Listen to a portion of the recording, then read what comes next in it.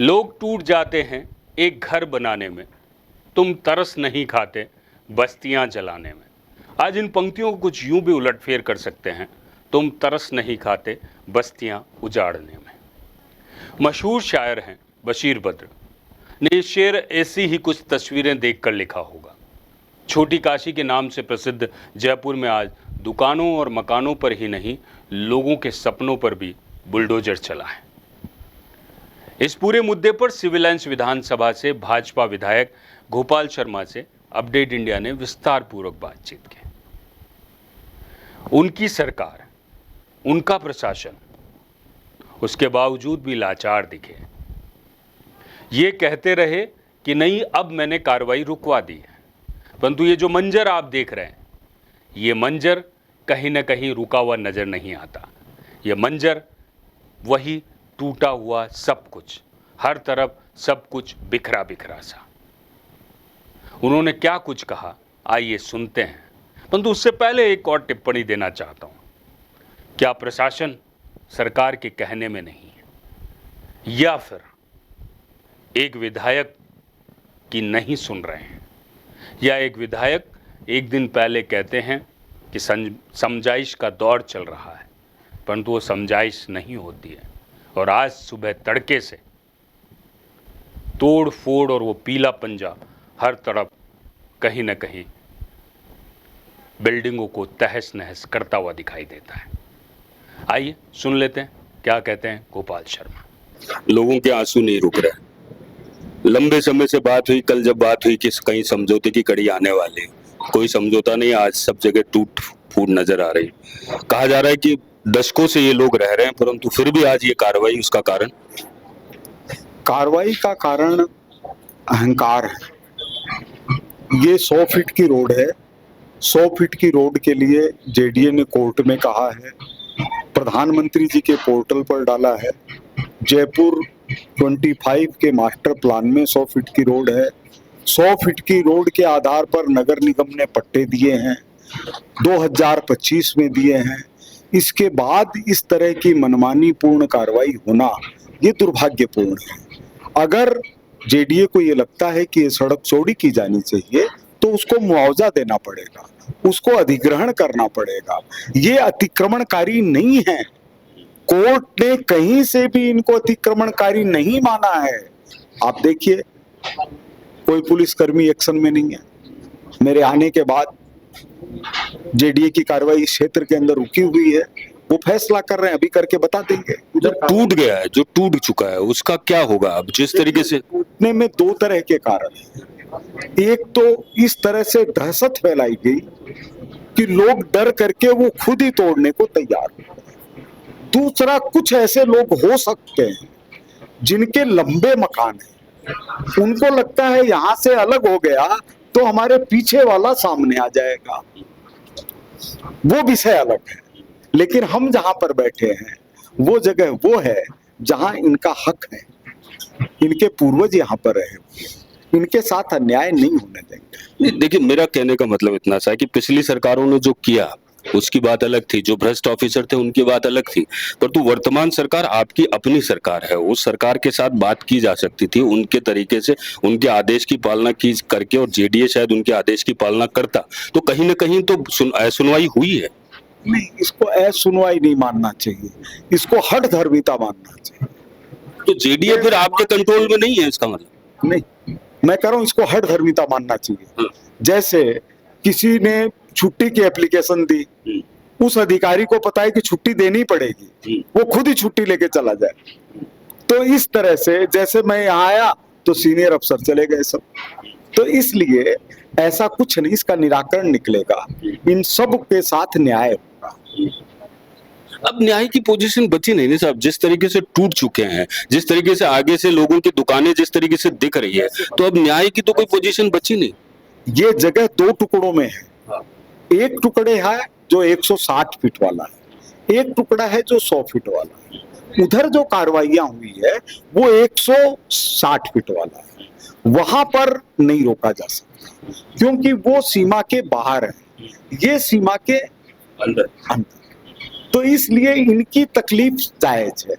वो खुद ही हटवाने के लिए तैयार है, क्योंकि जैसे किसी ने अपनी बाउंड्री वॉल बाहर बनवा ली तो आपको छोड़नी पड़ेगी अगर 20 फीट आप बाहर निकल आए तो। ये बाहर नहीं निकले हैं, ये अपनी जमीन पर बैठे हैं। तो अफसरों को ये थोड़ा समझने में दिक्कत तो मतलब आपके हिसाब से ये माना जाए कि जेडीए की कहीं ना कहीं डिमार्केशन की गलती है, जेडीए ने अपने तरीके से डिमार्केशन करने में गलती करी है, या जेडीए को ये समझ में नहीं आया कि 160 और 100 सारी गलती है। 100 फीट रोड को बढ़ाने से पहले आपको मुआवजा तय करना चाहिए, आपको जनता को विश्वास में लेना चाहिए। आप देखिए हम क्यों देते हैं, बार बार होर्डिंग्स लगते हैं, फलानी बीमारी सावधान रहो, फलानी बीमारी सावधान रहो। हम व्यवस्था करते हैं कि उनके लिए दवाइयों की व्यवस्था हो, डॉक्टरों की नियुक्ति हो, तो वो मुआवजा यहाँ पर क्यों नहीं? इतनी सी बात है, इनको समझ में आ जाएगी। तो मतलब आखिरी जो आप जो कहना चाह रहे हैं कि जो तोड़ा है उसका मुआवजा दे दिया जाए, टूट गया वो टूट गया, ऐसा कुछ? नहीं ऐसा नहीं, वो तो सबके लिए समान नियम लागू। मतलब 160 फीट वालों को तो टूटना था, वो तो टूटेगा। 160 फीट वाले में तो क्या करें, अगर वो खुद ही तोड़ना चाहते हैं उसमें कुछ नहीं हो सकता।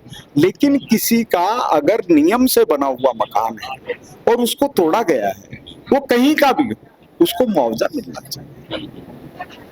अब एक सवाल और उठता है इसमें, सबसे बड़ी बात है कि पुराने पट्टों की जो बात आ रही है, जो पुराने पट्टे हैं या जो भी चीजें, उनके रिवीजन होने की बात थी, उनकी सारी चीजें, उसके बाद आज के 4 दिन पहले जब 160 फीट का डिमार्केशन करके गई जेडीए, सब कुछ हुआ, उस समय इस सारी चीजों पे किस अधिकार से डिमार्केशन करके जा सकता है? आपके पास क्या राइट है? आप 160 नहीं 500 फीट कर देंगे तो जनता के लिए सरकार है ये जेडीए, या जेडीए के लिए जनता है? जयपुर जनता के लिए है या जनता जयपुर के लिए है? शहर जनता के लिए है, जनता शहर के लिए नहीं। आप नया शहर बसाइए ना, वहां चाहे जो करिए, कोई नहीं बोलेगा आपको। लेकिन जहां पर जनता रह रही है उनके घरों को कैसे तोड़ा जा सकता है? एक सवाल और है, मंदिर को लेकर भी बात आ रही है कि मंदिर को भी तोड़ने की बात आई है, उसको भी पैदा ही नहीं होता का, कोई घुस ही नहीं सकता। पुरानी चुंगी के ऊपर तो जो मजार बनी हुई है, सड़क के बीचों बीच बनी हुई है, बीचों बीच 20 फीट सड़क छोड़ करके बनी हुई है, उसको बिजली का कनेक्शन है, उसको नल का कनेक्शन है, और ये किनारे पर बने हुए मंदिर को तोड़ देंगे? ये केवल हिंदुओं का विषय नहीं है, ये मुसलमानों का भी विषय है। हिंदू और मुसलमान के अंदर आपस में विवाद होता है तो ये राष्ट्र का विषय है, आप भेदभाव नहीं कर सकते।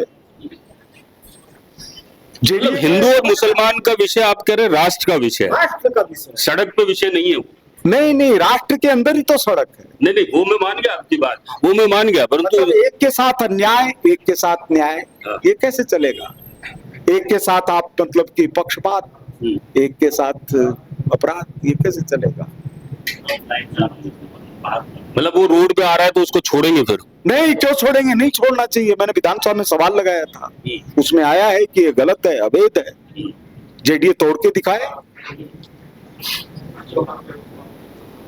ये पुलिस कमिश्नर जी के ऑफिस के सामने उनकी कांग्रेस विधायक का सड़क पर ऑफिस बना हुआ, तोड़ के दिखाए। दिल्ली रोड से शुरू करो ना, हमको सबको अच्छा लगेगा। दिल्ली बड़ी या इधर का कोई गांव सिरसी बड़ा, आप दिल्ली रोड से करिए ना, आमेर से करिए, बहुत आनंद आएगा। मतलब अब कहीं ना कहीं सीमाओं के सीमांकन के साथ साथ हमको ये भी सोचना पड़ेगा कि जो पुराने 100 साल 150 साल पुराने पट्टे हैं उनको वापस एक बार जेडीए कहीं ना कहीं निरीक्षण करे। और आप जैसे 100% आपने सही कहा कि जो पुराने पट्टे हैं उनको आपको खुद जा करके, जैसे हम वोट के लिए जगाते हैं, बीमारियों के लिए जगाते हैं, अन्य विषयों पर जनता को जागृत करते हैं, वही विषय है कि जनता जहां पर रह रही है आप उनको जा करके देखिए, उनको सुविधाएं दीजिए, आप उनको पट्टे दीजिए। अब तो पट्टे रोके हुए हैं 5 वर्ष से, ये कैसे चलेगा? गोपाल शर्मा से बात हो रही थी और उनसे बार बार जब ये सवाल पूछा गया कि क्या सरकार आपकी होने के बावजूद भी इस तरीके के निर्णय लिए क्यों गए, क्या जेडीए सरकार से अलग है या सरकार के साथ उसकी बात नहीं हुई इन सारे मुद्दों पे। कहा जा रहा है कि करीब 50 साल पुराने पट्टे हैं इनके पास, 160 फीट और 100 फीट की लड़ाई है। उस 160 और 100 फीट की लड़ाई के बीच में वो सब लोग जो नहीं आते हैं वो भी आज गेहूं के साथ घुन पिस गए। ऐसा क्यों हुआ, ये बार बार सवाल पूछा गया, परंतु उस सवालों के जवाब में कहीं ना कहीं गौण बात ये हुई कि कहीं अहंकारी रहे जेडीए के अधिकारी, और जेडीए के अधिकारी अगर अहंकारी रहे तो लोगों के घरों को तोड़ना या उनके प्रतिष्ठानों को तोड़ना इस अहंकार के साथ गलत होगा। अगर सही है तो सही के फैसले का हम धन्यवाद करते हैं, और अगर गलत है तो उसका विरोध करना चाहते हैं। और एक चीज और भी देखी गई जहां पर कि जिस तरीके से बाकी सब लोग यहाँ पर मौजूद हैं और लोगों का एक चीज ये भी कहना है कि ये जेडीसी से जवाब लेना होगा, और सबसे बड़ी बात एक और है कि क्या जेडीसी इन सारी चीजों का जवाब दे पाएगा। देना इसलिए भी जरूरी है कि कहा जा रहा है कि जहां 100 फीट की रोड का मामला है, जहां 160 फीट की रोड का मामला है, वहां गलत हुआ है। अगर 100 फीट की रोड के मामले के साथ अगर गलत हुआ है तो उनकी भरपाई कौन करेगा जिनको तोड़ दिया गया। और अगर ये फैसले गलत है तो इन गलत के खिलाफ आवाज उठना बहुत जरूरी है। अगर यहाँ के लोग आवाज उठा रहे हैं तो शायद गलत नहीं कर रहे हैं। गोपाल शर्मा खुद बैठे हैं यहाँ पे एमएलए सिविल लाइंस के, परंतु उनकी भी बात को अगर एक तरीके से देखा जाए तो शायद उनकी बात को भी नहीं सुना गया। कल रात तक ये बात की गई थी कि इसमें समझौता हो चुका है, शायद नहीं तोड़ा जाएगा, परंतु आज सुबह जिस तरीके से पीला पंजा लगा, उस खांचे ने जिस तरीके से मकानों को ध्वस्त किया, दुकानों को ध्वस्त किया, बड़ी बेरहमी से तोड़ा गया। आप देखेंगे जब दुकानें जिस तरीके से आधा सामान उनका अंदर पड़ा है और बाहर से तोड़ दी गई है, लोग केवल ये देख रहे हैं दूर से कि मेरे सामान को कैसे निकालूं। ये बड़ी बात है, यहाँ किसी तरीके की लूटपाट नहीं हुई, किसी तरीके की छीना जब्ती नहीं हुई। लोगों ने बड़े आराम से अपने तरीके से काम करने की सोची, तोड़ने की सोची। परंतु कुछ लोग ऐसे भी हैं जिन्होंने खुद ने अपनी दुकानें अगर आगे बढ़ी हुई है या अपने प्रतिष्ठान आगे बढ़े हुए हैं तो उन्होंने तोड़ने की कवायद जरूर की है। उन्होंने खुद ने कहा है कि जितना हमारा परिसर आपको लगता है कि अतिक्रमण किया हुआ है उसे तोड़ दे। अगर वो इतना सहयोग कर रही है जनता तो शायद जेडीसी या जेडीए को भी चाहिए कि उनके सहयोग का आदर करना चाहिए और उनके सहयोग को कहीं ना कहीं लोगों को प्रथम पंक्ति पर रखकर और उनके साथ काम करना चाहिए। कैमरामैन जावेद के साथ मैं अतुल एहसास, अपडेट इंडिया।